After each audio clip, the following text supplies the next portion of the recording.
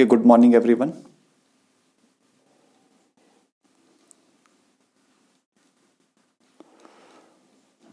I think audio video is fine. Must be fine.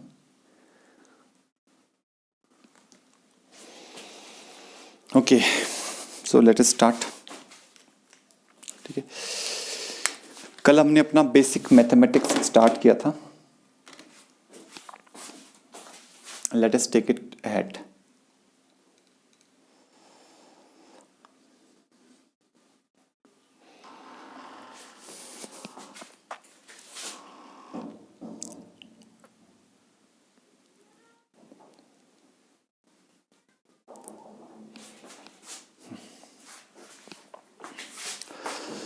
Okay तो कल मैंने आपको बताया कि देखो क्यों हमारे को मैथमेटिक्स बेसिक मैथमेटिक्स काफ़ी ज़्यादा ज़रूरी रहता है. देखो मैथ्स में कई बार बच्चे वीक रहते हैं, मेडिकल स्टूडेंट्स खास करके. ठीक है, तो बेसिक मैथमेटिक्स को स्ट्रॉन्ग करने की बहुत ज़्यादा आवश्यकता है. ठीक है, तो हम लोगों ने कल थोड़ा सा ट्रिग्नो देखा, थोड़ा सा हमने अलजेब्रा के कुछ फॉर्मूलाज देखे. ठीक है, और हम लोगों ने लॉग भी देखा, थोड़ा सा लॉगरिथम भी देखा ना, लॉग भी देखा हमने. ये सब चीज़ें हमने देखी. लॉग के ऊपर भी हमने एक क्वेश्चन देखा था. ठीक है, now let us move ahead. आगे बढ़ते हैं जरा. लिखिए अगला जो हमारे पास टॉपिक है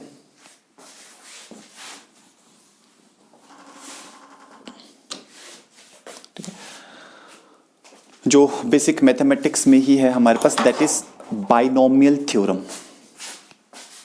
ठीक है, तो बेसिक मैथमेटिक्स में एक टॉपिक हमारे पास आता है बाइनोमियल थ्योरम.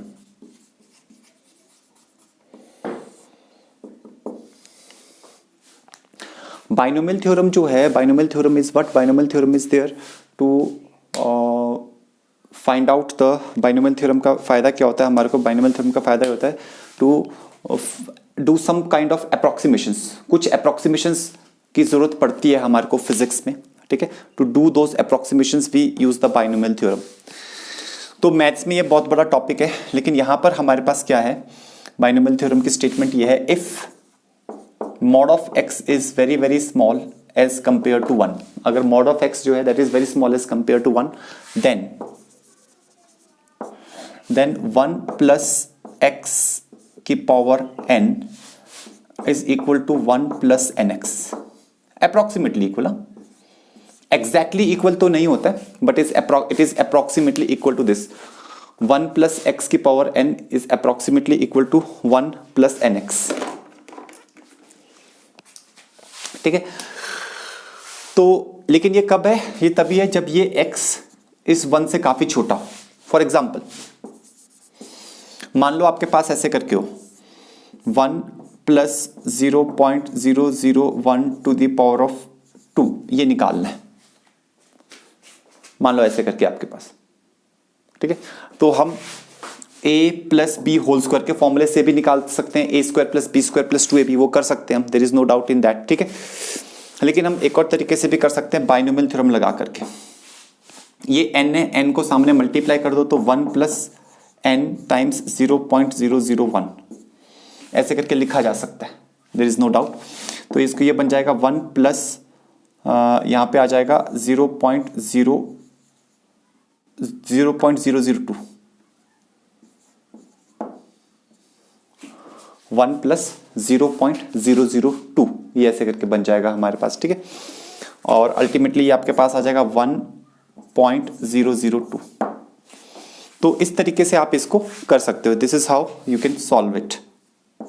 अच्छा, ये तो मैंने सिंपल मैथमेटिक्स बताया. फिजिक्स में कहाँ ये यूज होता है?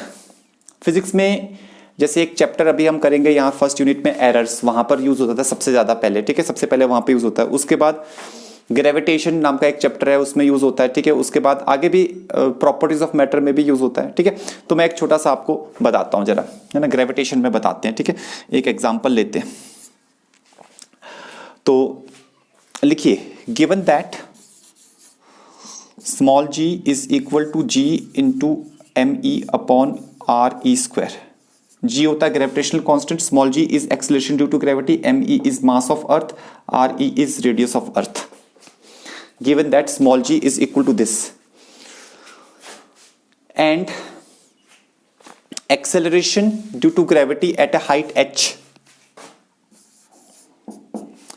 and acceleration due to gravity at a height h is given by g is equal to gme upon re plus h whole square,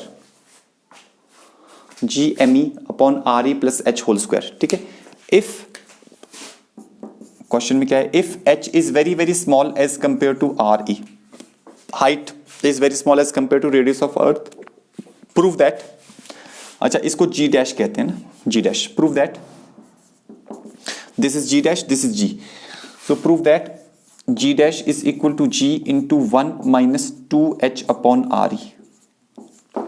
we have to prove this thing. अब अगर ये हमारे को गिवन है और ये हमारे को पता है एट हाइट h ऐसे करके, तो g डैश की वैल्यू अगर हमें प्रूव करनी है तो हम कैसे प्रूव करें? इसको प्रूव करने का तरीका ये है कि भाई आप इसमें बाइनोमियल थ्योरम लगाओ. We can do that thing. How can we do that? g dash is equal to gme, तो एज इट इज रहने दो. यहां से re जो है उसको कॉमन ले लो बाहर. कॉमन आ नहीं रहा है बट आप ले लो इसको. ठीक है, ये हम इसलिए कर रहे हैं क्योंकि हम 1 प्लस समथिंग बनाना है, तो हमें यहां 1 कैसे आएगा? यहां पे 1 लाने के लिए हम re को कॉमन ले रहे हैं बाहर. ठीक है, अच्छा जब हम re को कॉमन लेंगे तो re का स्क्वायर आएगा बाहर, क्योंकि यहां पे होल स्क्वायर भी है. यहां पे बचेगा 1 प्लस h अपॉन re और इसका होल स्क्वायर भी बचेगा. अब re बाहर लेने से एक फायदा ये हो गया कि ये सारा का सारा, ये देखो ये है, ये स्मॉल g है, तो हमारे पास क्या आ गया? हमारे पास आ गया स्मॉल g डिवाइडेड बाय, नीचे क्या आ गया? नीचे आ गया 1 plus h upon re whole square. ऐसे करके आ गया. अब हम क्या करें? अब इस टर्म को हम ऊपर ले जाते हैं न्यूमरेटर में, ये डिनोमिनेटर जो है, तो ये हमारे पास बन जाएगा g into 1 plus h upon re to the power of -2. Now this information is also given in the question that h is very very small as compared to re. This information is given in the question.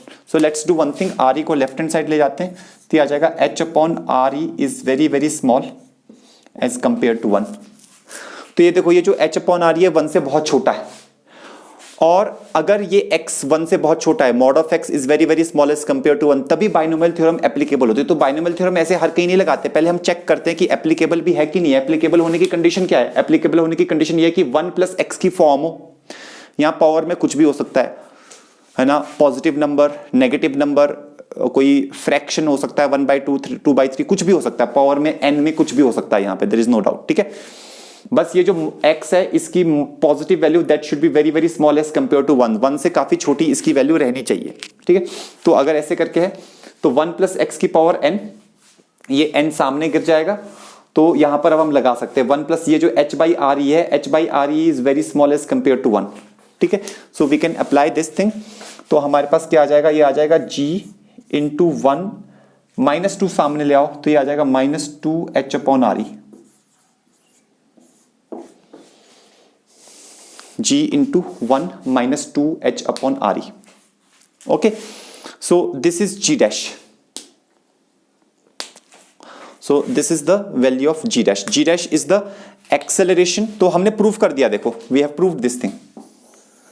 g dash is the acceleration at some height h, acceleration due to gravity at some height h. ठीक है, so this is just a simple example to I just wanted to tell you कि है ये maths, but maths कहाँ use हो रहा है? Physics में यूज हो रहा है. ऐसी छोटी छोटी चीजें हैं जो मैथ्स की है और वो फिजिक्स में काफी ज्यादा यूज होती हैं, वो सब चीजें आपको पता होनी चाहिए. ठीक है, तो बाइनोमियल थ्योरम इज जस्ट इतना काफी है बाइनोमियल थ्योरम में. ओके, इसके आगे चलते हैं हम जरा.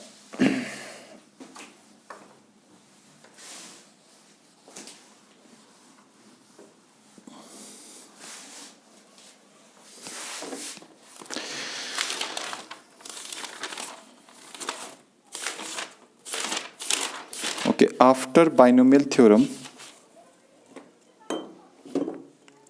अच्छा हाँ एक चीज रह गई है, स्मॉल एंगल अप्रोक्सीमेशंस, ये भी कर लेते हैं. So right down. Next is our, जो भी हमारा पॉइंट था, स्मॉल एंगल अप्रोक्सीमेशंस.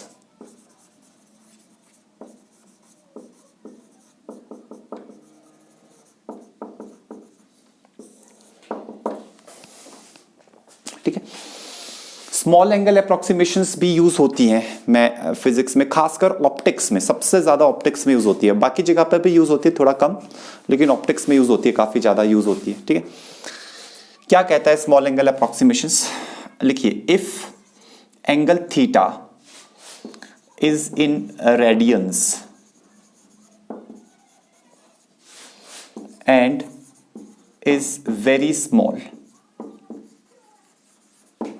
अगर हमारा एंगल थीटा जो है वो रेडियंस में है and it is very small, ठीक है, if angle theta is in radians and it is very small, ठीक है, then sine theta is approximately equal to theta, tan theta is also approximately equal to theta. Sine theta की value approximately theta के बराबर होती है और tan theta की value भी अप्रोक्सीमेटली फिर थीटा के बराबर होती है। And cos theta is approximately equal to 1। तो अगर हमारा एंगल थीटा जो कि रेडियंस में है, this angle theta is in radians and is a very small angle, ठीक है, और ये छोटा एंगल है, तब हमारे पास जो है साइन थीटा थीटा के बराबर होता है। ठीक है, फॉर एग्जाम्पल अगर हमारे पास जो है, मान लो इस ढंग से आ जाए कि इवेल्युएट, अच्छा पहले तो चलो मैं आपको रेडियंस के बारे में थोड़ा सा बता देता हूं। Let me teach you about radians, की रेडियंस मेजरमेंट क्या होता है, ठीक है, उसके बारे में भी बात कर लेते हैं। तो रेडियंस, जैसे हमें पता है एंगल को हम डिग्रीज में मेजर करते हैं, we measure the angle in degrees, but SI unit जो है एंगल की वो डिग्रीज नहीं है, SI unit of angle is radiance.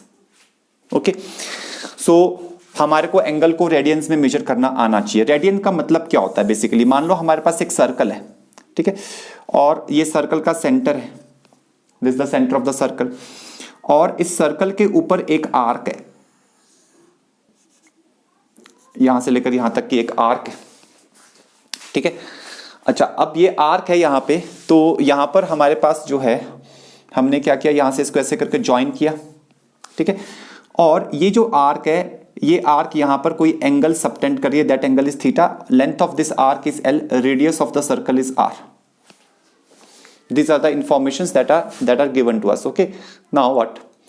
Now if we want to measure this angle in radians, अगर हम इस एंगल को रेडियंस में मेजर करते हैं, तो angle theta in radians, short में इसको ऐसे लिख सकते हैं, theta C.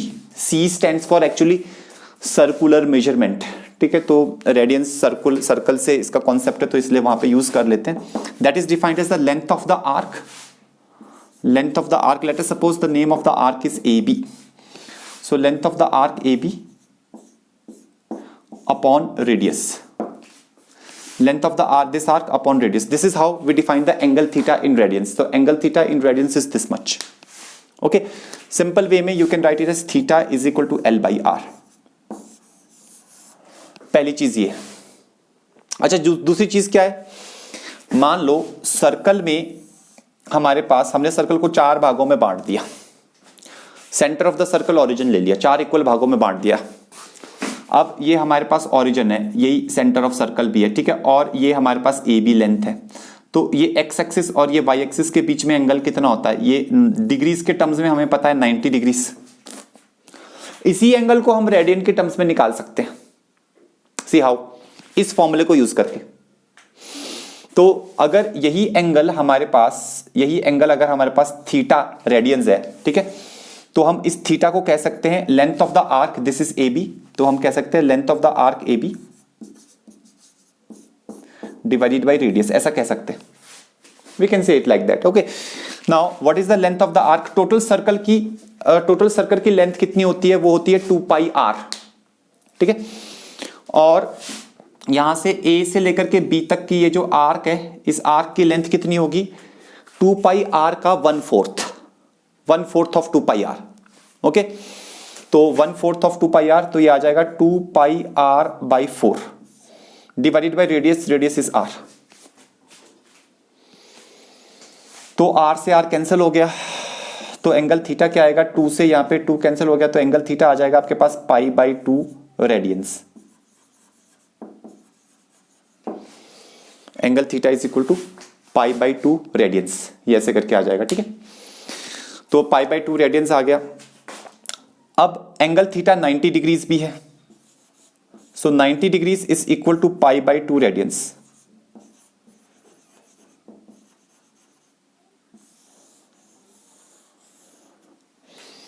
Ninety degree is equal to pi by 2 radians, ठीक है।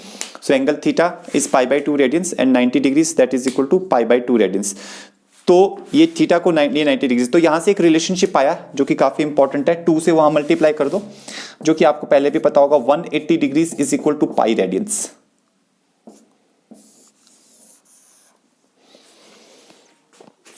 तो यहां पर जो है स्मॉल एंगल अप्रोक्सीमेशन में एक्चुअली एंगल, ये जो एंगल थीटा है ये रेडियंस में होना बहुत जरूरी है। अगर ये एंगल थीटा रेडियंस में नहीं है आप स्मॉल एंगल अप्रोक्सीमेशन नहीं लगा पाएंगे, ठीक है। और ये बहुत जगह पे यूज होती है, small angle approximation is used very very much, तो too much it is used, ठीक है। जैसे मैं आपको अभी बताता हूं, देखो जैसे हम एक छोटा सा क्वेश्चन लेते हैं, पहले मैं एक मैथमेटिकल लूंगा फिर उसको थोड़ा सा फिजिक्स में कन्वर्ट भी करेंगे, ठीक है। तो मान लो हमारे पास है evaluate, we have to evaluate what is tangent of 2 degrees.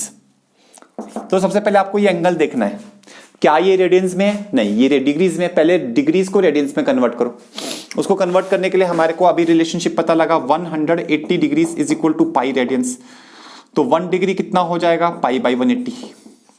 तो 2 डिग्रीज कितना हो जाएगा? 2 डिग्रीज हो जाएगा पाई बाई 180 इंटू 2, यहां पे 90 आ गया। तो इसका मतलब ये आ गया पाई अपॉन 90। तो 2 डिग्रीज हो गया पाई अपॉन 90 रेडियंस हो गया। अच्छा, तो ये डिग्रीज को रेडियंस में पहले कन्वर्ट कर लो, ये आ जाएगा 10 ऑफ पाई अपॉन 90। क्या ये छोटा है? अब देखो पाई अपॉन 90, हाँ बहुत छोटा है, क्योंकि पाई की वैल्यू कितनी होती है? 3.14 के आसपास पाई की वैल्यू होती है, और डिवाइडेड बाय 90 करेंगे तो 3.14 को 90 से डिवाइड करेंगे तो आप खुद ही सोच लो कितना छोटा आएगा, बहुत एक्सट्रीमली स्मॉल आएगा। तो pi by 90 is a very small angle in radians, so it is approximately, we can write it equal to, वैसे तो अप्रोक्सीमेटली होता है, पाई बाई 90 के बराबर इसको लिखा सकता है। ये स्मॉल एंगल अप्रोक्सीमेशन है, मैथमेटिकली ये है, ठीक है। अच्छा, फिजिक्स पॉइंट ऑफ व्यू से अगर देखा जाए तो फिजिक्स पॉइंट ऑफ व्यू से हमारे पास हम कैसे इसको कर सकते हैं, ठीक है। एक छोटा सा एग्जांपल लेते हैं। मान लो दिस द सीलिंग, ठीक है, और यहां पर हमारे पास जो है छत से 2 धागे हैं, there are 2 threads of 50 centimetre each, 50 centimetre each, there are 2 threads of 50 centimeter each, okay। now यहां पर ये bobs हैं, they are positively charged, both of them they have got positive charge of equal positive charge, so what will happen, they will repel each other, positive charges, they what do, they repel each other, so they will repel each other, ठीक है। अच्छा, थोड़ा सा diagram टेढ़ा बन गया है, यहां फिर से बना लेता हूं। तो यहां पर ऐसे करके और यहां पर ये ऐसे करके, सो this is 50 centimetre, this is also 50 centimetre, this is positive charge, both of the charges they are repelling each other, so what is the distance between these 2 charges? That is given as 5 centimeter, this is given as the 5 centimeter is the distance between them, okay। now what, अब हम और आगे क्या कर सकते हैं? देखो इसमें हमारे पास जो है let us suppose there mass, इन दोनों चार्जेस का जो मास है दैट मास इज 10 ग्राम्स, ठीक है, दैट मास इज 10 ग्राम्स। तो लिखिए, find out the charge on each Bob, find out the charge on each bob।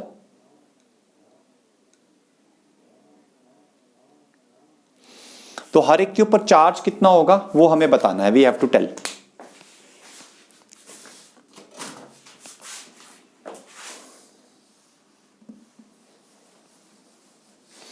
तो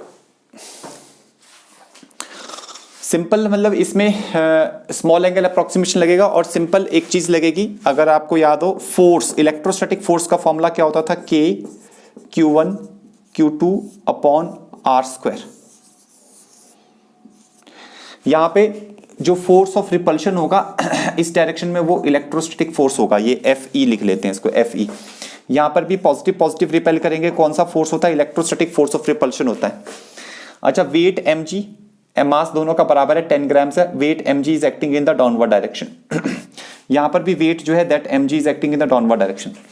now here is the tension, tension धागे में टेंशन होती है, tension will act in this direction, धागे में tension होती है, tension will act in this direction. तो मैं आपको बता रहा हूं कि देखो क्वेश्चंस में स्मॉल एंगल अप्रोक्सीमेशन कैसे हम देखेंगे, बाकी वैसे तो इलेक्ट्रोस्टैट्स में हम ये सब चीजें डिटेल में पढ़ेंगे, इन सब क्वेश्चंस को सॉल्व करेंगे, लेकिन आपको ये जानना बहुत जरूरी है कि क्यों मैथ्स के ये पोर्शंस आपको पढ़ाए जा रहे हैं, कहां कहां पर बहुत जगह पे यूज होती है स्मॉल एंगल अप्रोक्सीमेशन, ठीक है। और कई बार बच्चे इमेजिन नहीं कर पाते कि यहां पर यूज होनी चाहिए कि नहीं होनी चाहिए, तो आपको पहले से पता होना चाहिए कि हाँ यूज होती है। तो कैसे यूज होती है that will see. So let us suppose कि हमने एक एंगल थीटा ले लिया, ठीक है, क्योंकि उसकी जरूरत पड़ेगी हमारे को। हमने वर्टिकल से यहां से ये वाला एंगल थीटा लिया, ये वाला एंगल पे थीटा लिया, यहां पे हमने वर्टिकल लाइन ड्रॉ की, ये वाला एंगल पे थीटा आ गया, और यहां पे हमने वर्टिकल लाइन ड्रॉ की और ये वाला एंगल भी हमारे पास क्या आ गया, थीटा आ गया, ये एंगल पे थीटा आ गया। किसी भी एक चार्ज को ले लो, उसके ऊपर जो टेंशन लग रहा है उसको तोड़ो, इस तरफ टेंशन का कंपोनेंट कितना आएगा, ये आ जाएगा T cos थीटा, और इस तरफ टेंशन का कंपोनेंट कितना आएगा, ये आ जाएगा T sin theta, T sin theta. तो हम कह सकते हैं ये T sin थीटा Fe के बराबर होगा, कह सकते हैं, ये लो T sin theta is equal to electrostatic force, Fe के बराबर होगा। ऊपर की तरफ T cos थीटा किसको बैलेंस कर रहा होगा, mg को बैलेंस कर रहा होगा, ये हम कह सकते हैं। तो T cos theta will B balancing the mg, ठीक है। अच्छा, हमारे को क्या चाहिए, हमारे को टेंशन नहीं चाहिए और कुछ भी हमारे को नहीं चाहिए, हमारे को यहाँ पे इन दोनों को डिवाइड कर दो तो साइन अपॉन कॉस टेन आ जाएगा, टेंशन कैंसिल हो जाएगा, टेंशन को हमारे को नहीं चाहिए, टेंशन इज नॉट रिक्वायर्ड, हमें चार्ज चाहिए बेसिकली, ठीक है। तो आप क्या करो, इक्वेशन 1 और 2 को डिवाइड कर दो, ये इक्वेशन 1 है, इक्वेशन 2 है, तो यहाँ पे लिखो 1/2, tension tension cancel, sine upon cos, ये आ जाएगा tan theta is equal to electrostatic force upon mg, ये ऐसे करके आ गया, tan theta is equal to Fe upon mg। Now what, now अब हमारे पास जो है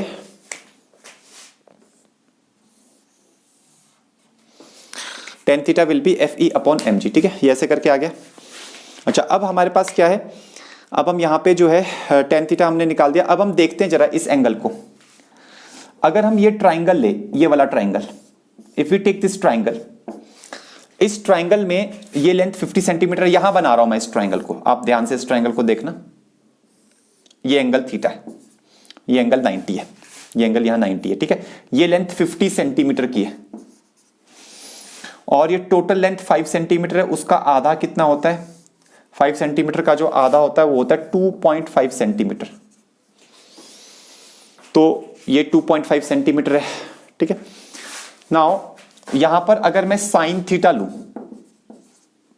साइन थीटा क्या होता है, परपेंडिकुलर अपॉन हाइपोटेन्यूज, तो perpendicular upon hypotenuse, perpendicular is how much, it is 2.5 upon hypotenuse is how much, it is 50।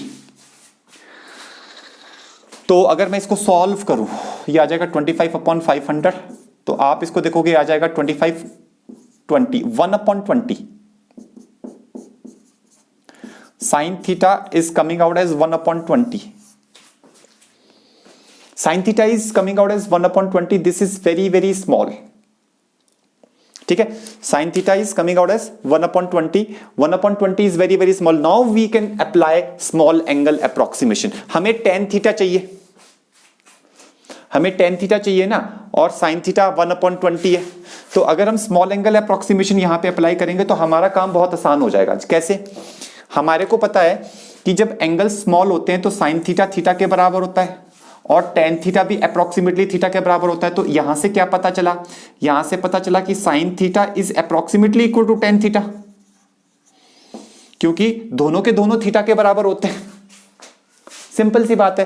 अच्छा, साइन थीटा तो हमारे पास आ रहा है ट्राइंगल से, साइन थीटा क्या आ रहा है, साइन थीटा 1/20 आ रहा है, और स्मॉल एंगल अप्रोक्सीमेशन के हिसाब से साइन थीटा और टेन थीटा लगभग बराबर होते हैं, तो टेन थीटा भी 1/20 होगा, और टेन थीटा ही यहां पर हमारे को चाहिए था, तो हम टेन थीटा की जगह पे 1/20 डाल सकते हैं। अप्रोक्सीमेट वैल्यू होगी, but it is a very very much valid value, क्योंकि साइन थीटा 1/20 बहुत छोटा आ रहा है, 1/20 0.05 होता है।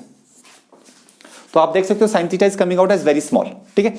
तो यहां पर क्या है हमारे पास, if theta is radian and it is very small, अगर थीटा जो है वो बहुत छोटा हो तो sine theta is approximately equal to theta. तो थीटा भी स्मॉल है और साइन थीटा भी स्मॉल है। स्मॉल एंगल अप्रोक्सीमेशन में थीटा भी स्मॉल होता है, साइन थीटा भी स्मॉल ही आता है, क्योंकि थीटा तो हमारे को स्मॉल दिया हुआ है यहाँ पे, लेकिन थीटा खुद साइन थीटा के बराबर है, तो साइन थीटा भी उस केस में क्या होता है, स्मॉल ही होता है। तो आप यहां देखो साइन थीटा यहाँ पे स्मॉल आ रहा है, साइन थीटा यहाँ पे स्मॉल आ रहा है, इसीलिए हम यहाँ पे साइन थीटा स्मॉल है, तो we can say that small angles are involved here, यहाँ पे छोटे एंगल्स इन्वॉल्व है, and we can apply the small angle approximation, we can definitely apply the small angle approximation. Okay, तो small angle approximation के हिसाब से हमारे पास जो है ये ऐसे करके आ जाएगा, ठीक है। अच्छा, तो यहाँ पे साइन थीटा हमारे पास क्या आ गया, टेन थीटा 1/20 आ गया, यहाँ पे हम डाल देते हैं। सो टेन थीटा आ जाएगा 1/20 is equal to F E, F E is the electrostatic force upon mg। तो मास पता है, हम इलेक्ट्रोस्टैटिक फोर्स यहां से निकाल सकते हैं, कैसे, mg/20, ठीक है, ये ऐसे करके आ जाएगा mg/20।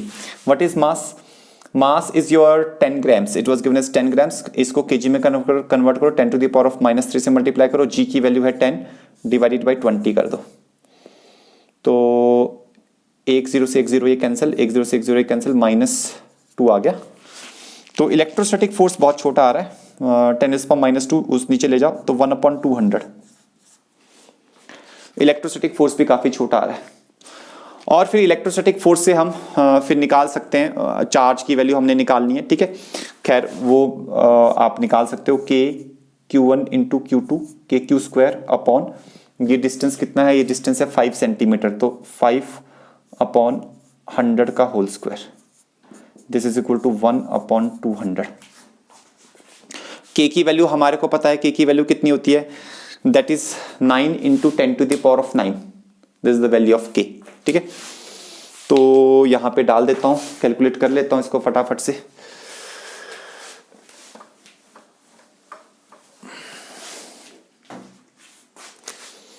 सो 9 इंटू 10⁻⁹ इंटू q² अपॉन 5/100 का whole square, that is equal to 1/200, ठीक है। तो q² क्या आ रहा है, q² आ रहा है, इसको वहां मल्टीप्लाई करो, 1/200 इंटू 5/100 का whole square divided by 9 into 10⁻⁹, ऐसे लिख लो इसको। अच्छा, फिर हम क्या करें, q क्या आ जाएगा, इसका अंडर रूट कर दो, इसका अंडर रूट करेंगे तो 5/100 तो बाहर आ जाएगा क्योंकि होल स्क्वायर है, और 200 नीचे चला जाएगा, तो ये आ जाएगा 1/200 इंटू 9 इंटू 10⁻⁹, इस पूरे का अंडर रूट। तो यहाँ पे कैलकुलेशन आप कर सकते हो अपने आप, 10⁹ और ये 10⁻10 आ जाएगा, तो ये आ जाएगा 5/100 बाहर है और 10⁵ इन दोनों की वजह से ना, यहाँ पे 20 बचेगा 9। अच्छा, 9 का भी √3 होता है, तो क्या बचेगा, सिर्फ √20 बचेगा। तो ये 10⁵ 6 7 ऊपर जाके आ जाएगा, ये 5/3 इंटू 10⁻⁻7 अपॉन √20, √20 को आप लिख सकते हो 2√5, ठीक है। तो बस ये हमारे पास आ गया, इस तरीके से यहाँ पे थोड़ा और कैलकुलेशन करके हम इसको छोड़ सकते हैं यहाँ पे, ठीक है। फिलहाल what I wanted to tell you is the small angle approximation. तो sine theta was small, so sine theta when it is small, तो स्मॉल एंगल अप्रोक्सीमेशन के हिसाब से it can be put equal to cos theta, we can put it equal to cos theta, ठीक है। तो ये हमारे पास इस तरीके से आ गया। तो this was the small angle approximation and it is used here, ठीक है। नाउ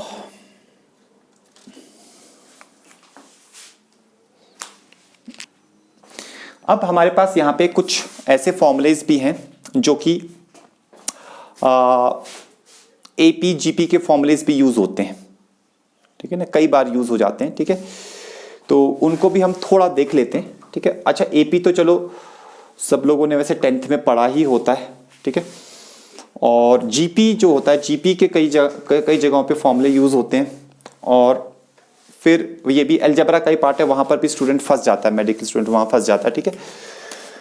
तो लिखिए अब जरा एपी, अर्थमेटिक प्रोग्रेशन। एपी का फुल फॉर्म क्या होता है? अर्थमेटिक प्रोग्रेशन, ठीक है। 10th में पढ़ा हुआ है, 10th में पढ़ते हैं लेकिन भूल जाते हैं, क्योंकि उसके बाद मैथ्स नहीं होता तो भूल जाते हैं। तो अर्थमेटिक प्रोग्रेशन क्या होता है? लिखिए, if the numbers have a constant difference between them, if the numbers have a constant difference between them,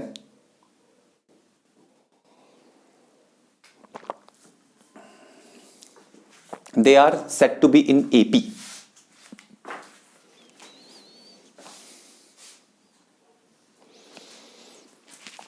They are said to be in arithmetic progression, AP.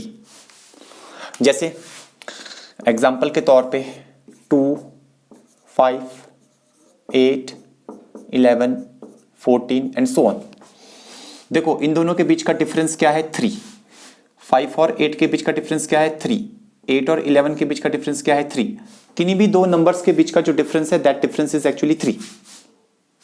तो अगर हर दो नंबर्स के बीच का, हर कंसेक्यूटिव नंबर्स के बीच का डिफरेंस अगर 3 है, तो 11 और 14 के बीच का डिफरेंस भी 3 है, तो हम इसको क्या बोल सकते हैं? We call them as in AP, हम इसको एपी में बोलते हैं, ठीक है। दे आर इन एपी, ठीक है। अच्छा, अब यहां पे होता क्या है, जो ये होती है, this is called as the first term. First term is our 2, ठीक है, this is the first term. अच्छा, फिर कॉमन डिफरेंस होता है,